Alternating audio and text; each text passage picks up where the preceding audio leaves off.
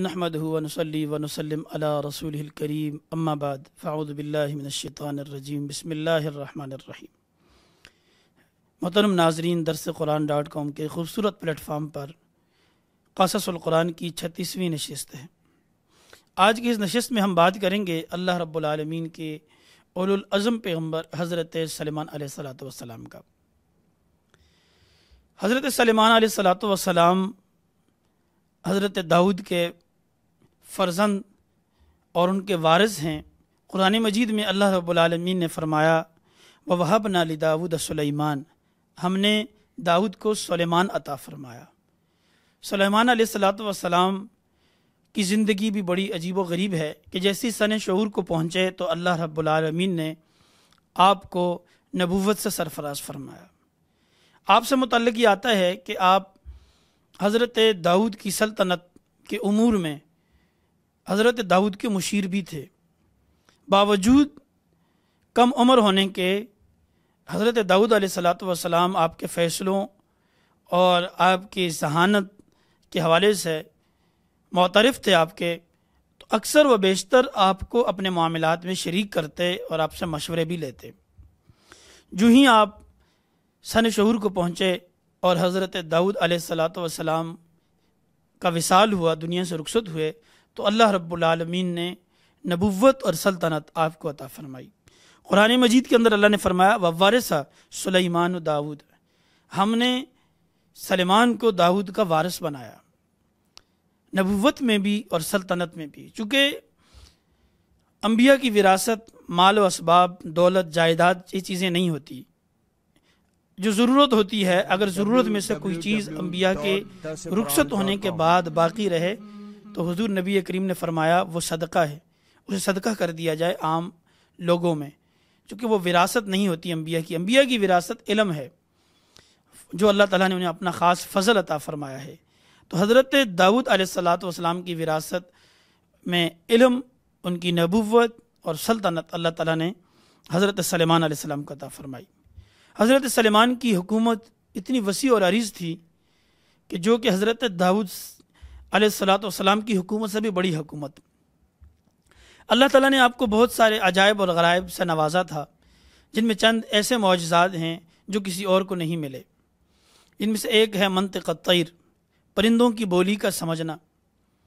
پرندوں کی بولی کو آپ ایک معجزے کے طور پہ سمجھتے تھے، نہ کہ زولوجی جو آج کل ایک علم ہے کہ پرندوں اور حیوانات کی کچھ چیزوں کو، معروف جو چیزیں ہیں، اٹکل اور اندازے اور تخمینے کے ذریعے سے سمجھنا کہ انہیں بھوک لگی ہے یا نہیں لگی، یا وہ کیا چاہتے ہیں۔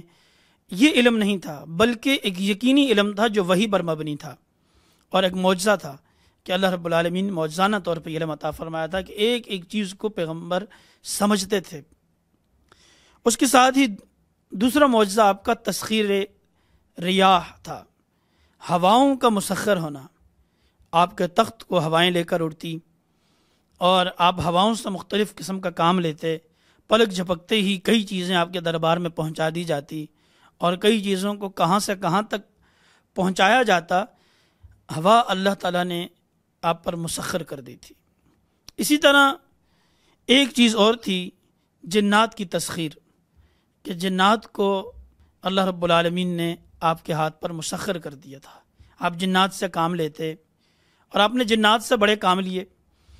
بہت سارے کام آپ کی سلطنت میں ایسے ہیں جو آپ نے جنات، جیسے ملکہ سبا کا تخت جنات کے ذریعے آپ نے منگوایا۔ آپ جنات کے ذریعے سے تعمیر، آپ نے بیت المقدس کی تعمیر کروائی، جو شہر ہے القدس، اس پورے شہر کو تعمیر کروایا، اور بہت سارے کام، دور دراز سے چیزوں کو اٹھا کے لانا، سمندروں سے چیزوں کا نکالنا، مختلف قسم کی جو سمندر کے اندر اللہ رب العالمین نے جو خزانے رکھے ہیں۔ تو حضرت داؤد وہ پہلے انسان یا پہلے پیغمبر ہیں جنہوں نے اس پر بھی کام کیا کہ سمندر کے اندر سے جو قیمتی اشیاء ہیں ان کو نکالنے کے لیے جنات کو اس پر معمور کیا۔ اسی طریقے سے دور دراز سے خوبصورت پتھر اٹھا کر لائے تعمیرات کے لیے جنات کے ذریعے سے۔ تو اللہ رب العالمین نے آپ کو یہ مکمل ایک علم عطا فرمایا تھا، یہ جو کہ آپ کا معجزہ تھا۔ لیکن شکر گزاری انتہائی درجے کی تھی، اتنی شکر گزاری تھی کہ آپ ہر معاملے پر شکر کرتے کہ یا اللہ تو نے مجھے اور میرے والدین پر اپنی نعمتوں کی بارش برسائی، اپنا فضل کیا، الہ العالمین تو مجھے شکر گزار بنا دے۔ وَأَنْ أَعْمَلَ صَالِحًا تَرْضَاهُ، اور مجھے ایسا عمل عطا فرما، یعنی توفیق عطا فرما ایسے اعمال کی جس سے تو راضی ہو جائے۔ وَأَدْخِلْنِي بِرَحْمَتِكَ فِي عِبَادِكَ الصَّالِحِينَ، اور مجھے اپنے نیک بندوں میں شامل فرما دے۔ یعنی اتنا اولو العزم پیغمبر، لیکن وہ بھی یہ چاہت رکھتا ہے کہ یا اللہ تو مجھے اپنے نیک بندوں میں شامل کر دے اور شکر گزار بنا دے مجھے۔ اللہ رب العالمین نے آپ سے کئی کام لیے کہ آپ کو ایک سلطنت دی، جس کے حوالے سے حضرت عمر بن عاص رضی اللہ تعالیٰ عنہ روایت کرتے ہیں کہ آپ نے دعا مانگی، فرمایا یا اللہ مجھے ایسی سلطنت عطا فرما جو تیری منشا کے مطابق ہو۔ اور حضرت سلیمان کی سلطنت کیا تھی؟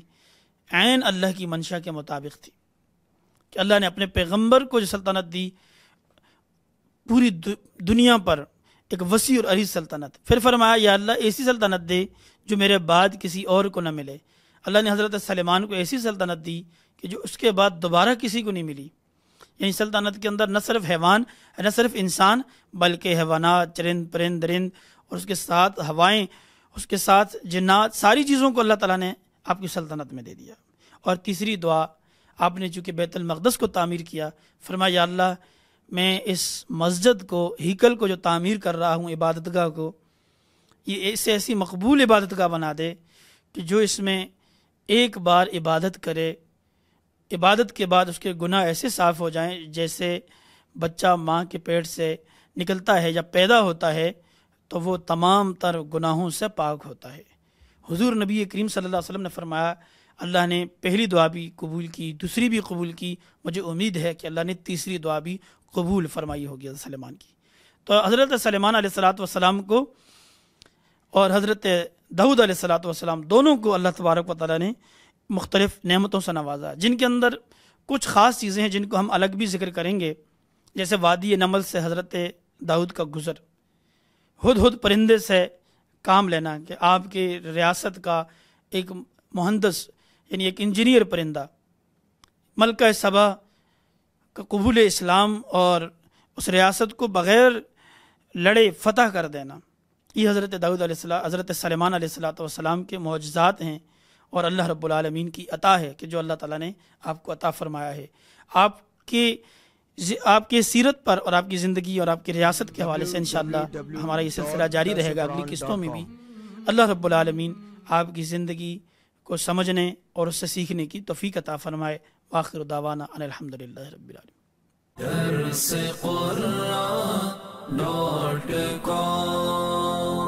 www.darsequran.com